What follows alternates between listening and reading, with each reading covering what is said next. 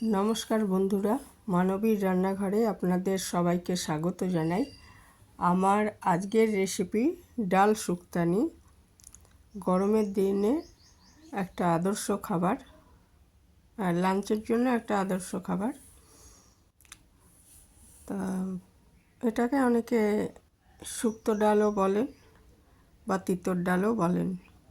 তো এর জন্য আমি 150 গ্রাম মতো মটর ডাল খুব ভালো করে 3-4 বার ধুয়ে এটাকে ভিজিয়ে রেখেছিলাম আধ ঘন্টার জন্য। আর এটা লাউ দিয়েও করা যায়, তবে আজকে আমি পেঁপে দিয়ে করেছি, তো খুবই ভালো হয়েছিল খেতে। পেঁপে, উচ্ছে আর ডাঁটা নিয়েছি, এগুলোকে সাইজ মতো কেটে নিতে হবে। ডুমো ডুমো করে কেটে নিয়েছি পেঁপেটা আমার গাছেরই পেঁপে। আর 3টে সজনে ডাঁটাও কেটে নিয়েছি, আর উচ্ছে কেটে নিয়েছি। উচ্ছে বা করলা দিয়েও হবে, উচ্ছেতে বেশি ভালো হয়। তারপরে এই ডালটা দেখুন একদম খুব ভালো মতো ভিজে গেছে। তারপরে এটাকে আমি প্রেসার কুকারে নিয়ে এর মধ্যে পেঁপের টুকরোগুলো আর সজনে ডাঁটার টুকরোগুলো দিয়েছি পরিমাণ মতো জল। মানে জলটা এমন দেব যে ওই অল্প একটু আঙুল একটুখানি ডুবে যাবে, এরকম আর কি। এরকমভাবে জলটা নিতে হবে। দিয়েছি হাফ চামচ মতো নুন আর একটু হলুদ গুঁড়ো দিয়ে এটা সেদ্ধ করে নিয়েছি ভালো মতো। এটা 3টে সিটি দিয়ে 2-3টে সিটি দিলেই হবে, এত বেশি সময় লাগে না এটা সেদ্ধ করতে, আর একদম গলে গেলেও ভালো লাগে না। তো এটা আমি ওই 3টে মতো সিটি দিয়ে নিয়েছি। তারপরে নিজে থেকে এটা ঠান্ডা হতে দিয়েছি, এই যে এরকম অবস্থা হয়েছে এখন।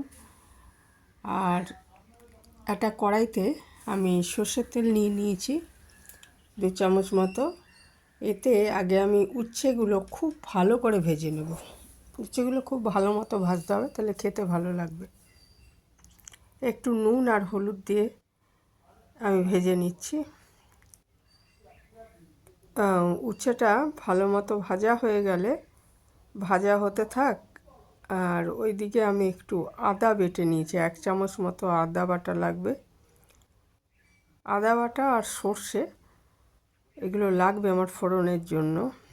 আদা বাটার গন্ধটাতেই শুক্তোর মতো গন্ধটা আসবে আর কি। তো আমি 1 চামচ মতো সর্ষে ফোড়ন দিয়েছি, আর এটাই আদা বাটাটা দিয়ে দিলাম। দিয়ে এটা মোটামুটি ভালো মতো ভেজে নিচ্ছি। নিয়ে এই উচ্ছেটা তুলিনি, ওই এক পাশে রেখে ওইটাকে একটু ভেজে অল্প ভেজে কাঁচা গন্ধটা চলে গেলেই হলো। খুব যে করে কড়া করে ভাজতে হবে তা নয়। দিয়ে তারপরে আমি উচ্ছেগুলো ওর সাথে একটু ভালো করে মিশিয়ে দিয়ে তারপরে আমি সেদ্ধ করা ডালটা দিয়ে দিলাম এর মধ্যে। এই ডালটা পাতলা না, একটু ঘনই ভালো লাগে, ওই জন্য আমি আর জল মেশাইনি এটার মধ্যে।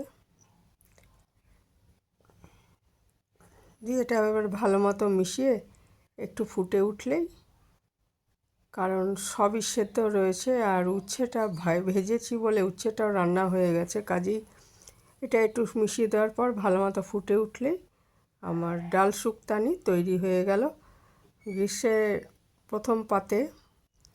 গ্রীষ্মকালের লাঞ্চে প্রথম পাতে এটা খুবই ভালো লাগে।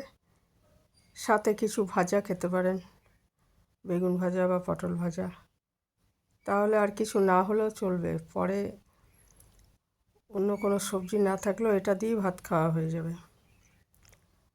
তো এতটাই ভালো হয় খেতে। মটর ডালের বদলে এটা মুগ ডাল দিয়েও করতে পারেন।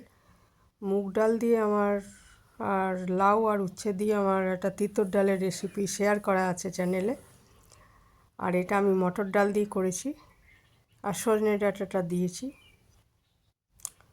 তো তৈরি হয়ে গেল আমাদের ডাল শুক্তানি। এখানে শেষ করলাম। ভালো থাকবেন সবাই।